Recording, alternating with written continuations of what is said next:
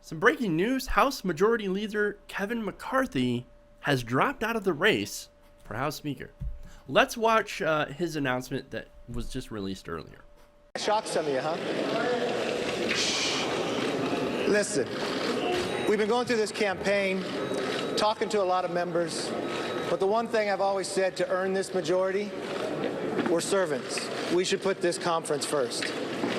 And I think there's something to be said for us to unite. We probably need a fresh face. I'll stay on as majority leader. But the one thing I found in talking to everybody, if we are going to unite and be strong, we need a new face to help do that. So nothing more than that. I feel good about the decision. I feel great to have my family here, my colleagues. I think we're only going to be stronger. We fought hard to win this majority and turn this country around. And this will be our best step yeah,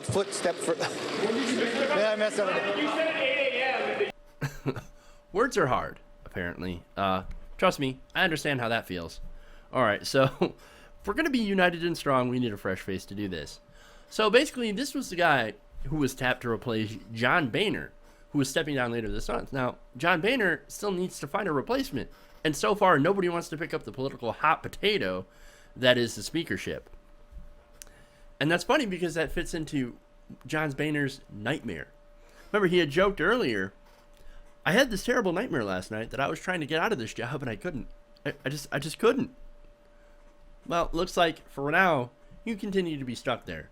Because right now, as I said, nobody seems to want to take that job. Paul Ryan doesn't want that job. He also said that, hey, dude, I'm not interested. All right, don't even try. Don't even try. I do not want that. And I really don't blame him. Now, here's what's funny. And this has been going on all over the media. It's spreading all over the media. And, of course, left-wing media, such as us, we're going to have a lot of fun with this. We're already having fun with this. According to... Now, you know who's not having fun with this first? The GOP. In fact, Robert Costa had tweeted this out just earlier, that lawmakers who were present from the closed-door meeting reported a scene of chaos that included audible crying. This is a tweet from Robert Costa. Representative Peter King tells me that members are crying in the cloakroom, unable to handle the unrest and confusion. A banana republic, he says. Meltdown. Awesome. Now, there's another article in Business Insider about this. According to Guggenheim Securities analyst Chris Kruger, McCarthy's decision to take his name out of the race for speakers means that, quote, winter has come. We will not mince words. This is the political equivalent of a dumpster fire. Damn. Now, why is this such a big deal?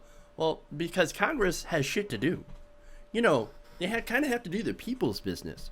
And there's some very important deadlines coming up.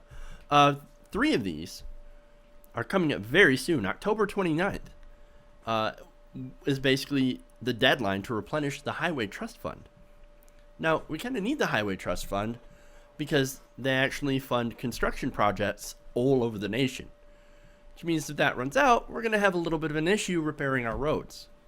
And if you live in Michigan like I do, you know how bad the roads can get. All right. Now, there's another deadline in November 5th to raise the debt ceiling. Now, if we don't raise the debt ceiling, we're going to default. Now, some Republicans are like, yes, default.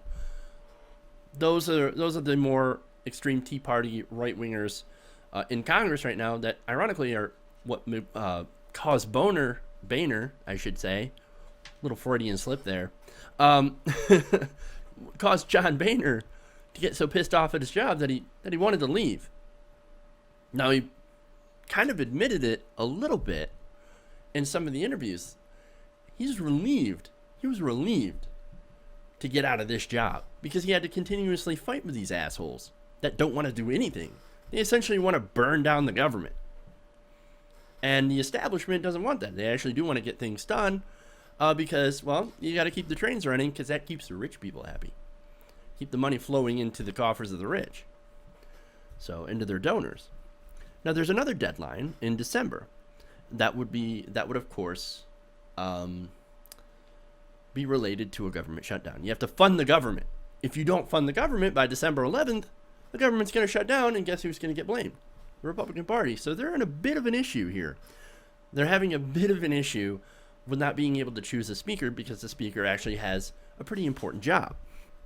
Now, some analysts, and this is according to Business Insider, some analysts have speculated that Boehner could, on his way out, help move to pass an extension of highway funding and an increase in the debt ceiling. And of course, Boehner hasn't ruled out that possibility. And he also said he wouldn't rule out a debt ceiling vote. Now, this is, as I said, this is really sort of fascinating to watch this meltdown in real time and to see it just happening as it's happening. They're in trouble, and it's because they've been fighting with the ultra-right that was elected in 2010 during the Tea Party wave. So they need to, they're going to have to reconcile those two wings of the party. And so we're seeing, basically, we're in the midst of a fight, an intra-party fight. And we don't know where it's going to go, what's going to happen. But we do know that it's going to be really interesting to watch, and also could be very disastrous for politics in general, for legislation in general.